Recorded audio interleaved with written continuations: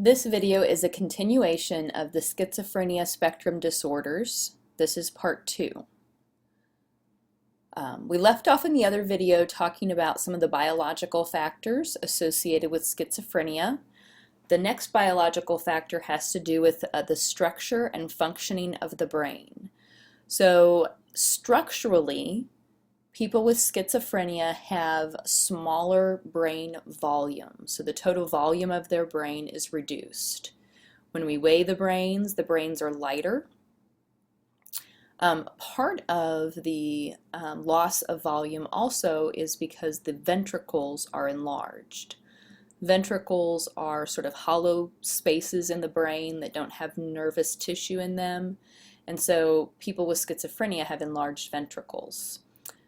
We're not sure if this is a cause or a symptom or a little bit of both. The other thing that we see is sort of functionally in the brain is something called hypofrontality.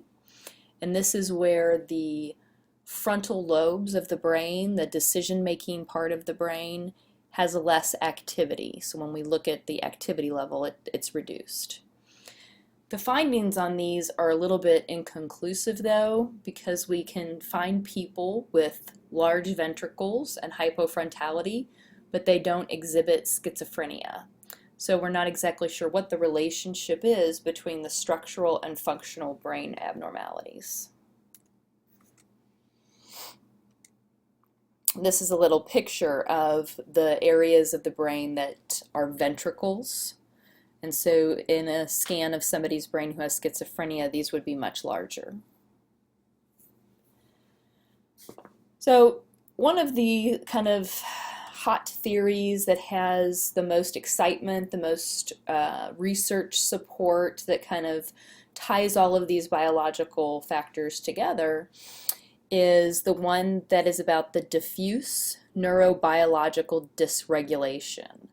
So schizophrenia is not because of one problem in the neurobiology of the person, but sort of a problem that extends across lots of different areas. And it appears to be related to the development of the brain.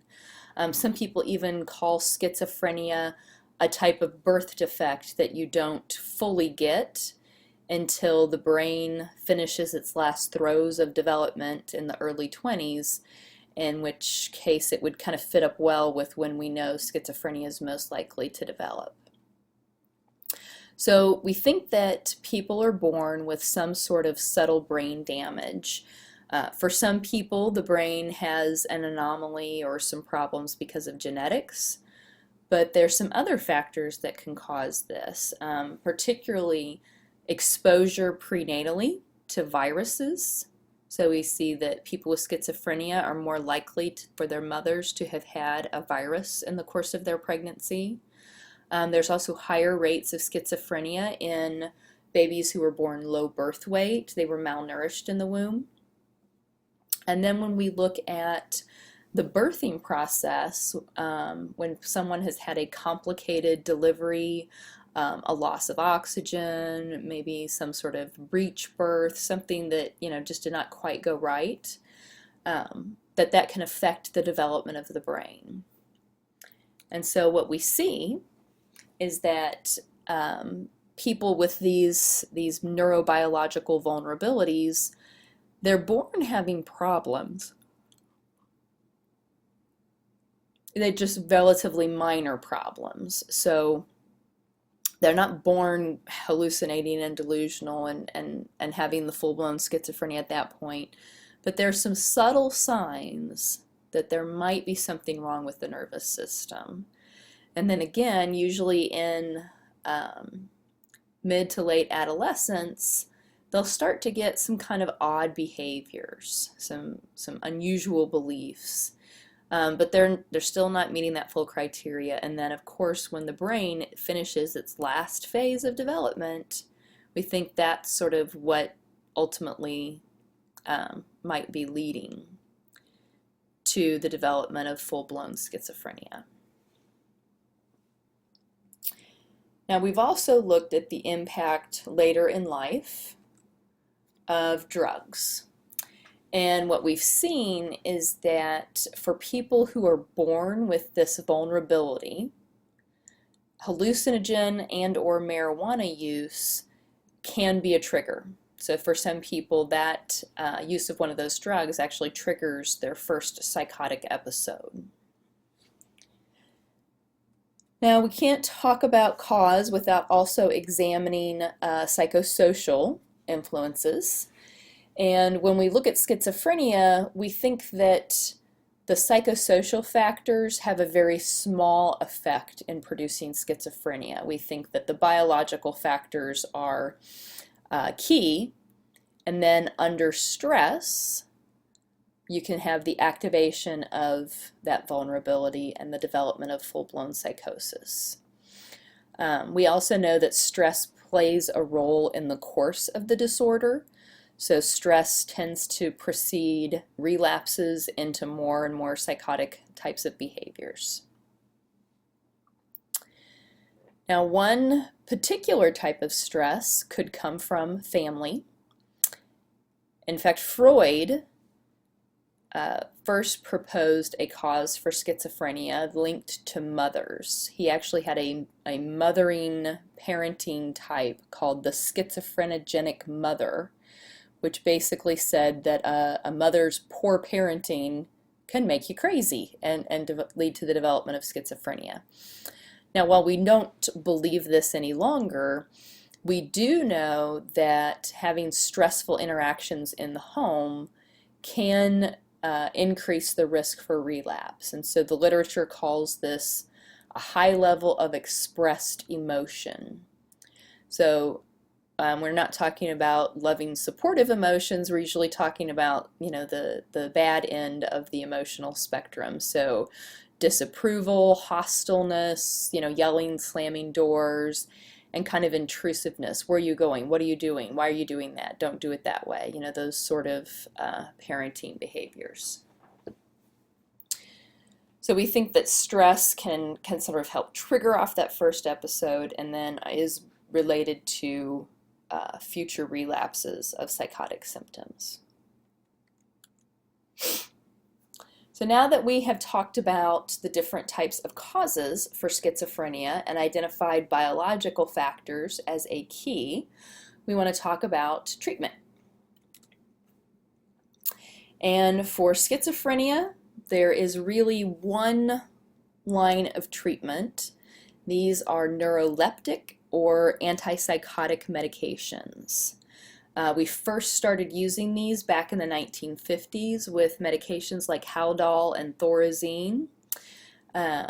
We still sometimes use those medications, but today we're more likely to use a newer type of medication. You've probably seen Abilify, may have heard of Seroquel, Zyprexa, Risperidol.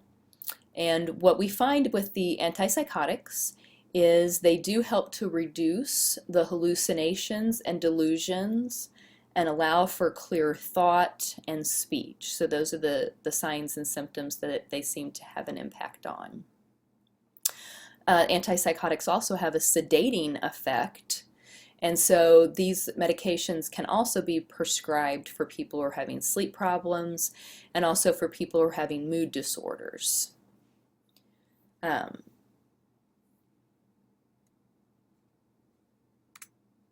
The antipsychotics come with some side effects. And so some of the side effects that we're most concerned about are some symptoms called extrapyramidal symptoms.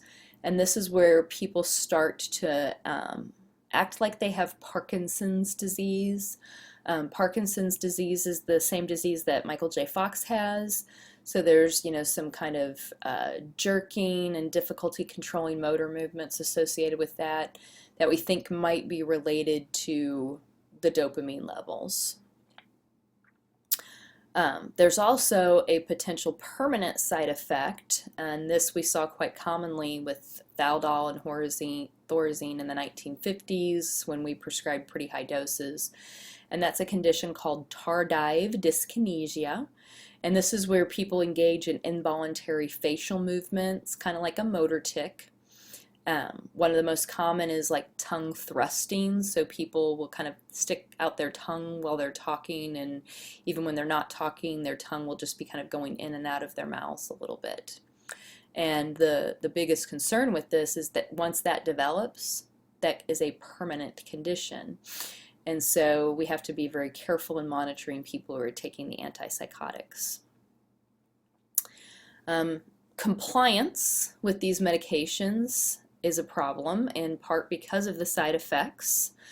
They're also very expensive, and a lot of times people with schizophrenia lack a good social support network to help remind them to take their medication, help them access their medication, and so without that, medication management becomes more difficult. In terms of psychosocial treatments, we typically do this in conjunction with the medication. So we typically don't use this all by itself, but there's a variety of things that can be helpful. For people who are in an inpatient hospital unit, behavioral treatments focusing on rewards, these are sometimes called token economies, can be helpful in behavioral management. They really don't improve the schizophrenia, they just make it easier to sort of live with someone who has schizophrenia. There's also a variety of community care programs. These programs have been placed in a lot of communities where there's integrated services, employment and rehabilitation services, as well as medication management and therapy. We also do some training on just basic social and living skills. If the family is still involved, behavioral family therapy, helping the family understand how best to be helpful to the patient. And then some vocational rehabilitation so that someone who has schizophrenia can find a career that will fit with their capabilities once the disorder develops. Unfortunately, schizophrenia is one of the most disabling of all the psychological conditions. Psychosocial treatments also will target medication compliance and support for supported daily living skills. So it's kind of like the bipolar treatment with the medication compliance. So the best possible treatment is a treatment that combines the medication and the psychosocial. Unfortunately, most people who have schizophrenia get the medications and then don't take them and then relapse, and then take them and then don't take them and relapse. And they don't often get the good psychosocial to help with the medication compliance and living skills. Now, before we conclude schizophrenia, I always like to talk about how psychotherapy, not just medication, is really important. So there's going to be a separate link to the YouTube video featured on this slide after this that I would like everyone to take a look at. It looks at how psychotherapy is helpful for even the most severe of disorders. And then we need to talk a little bit about prevention. So we don't really have any good long-term research that can show that we can actually prevent cases of schizophrenia. But you can sort of think about all the different causes we talked about, and you could theorize that potentially improving prenatal care and perinatal or delivery care could potentially help. Good neurological health habits never hurt anybody. If we could target treatments at those who are at most risk with a big, strong family history, that could potentially be helpful. Or we could identify people in those early prodromal stages and treat.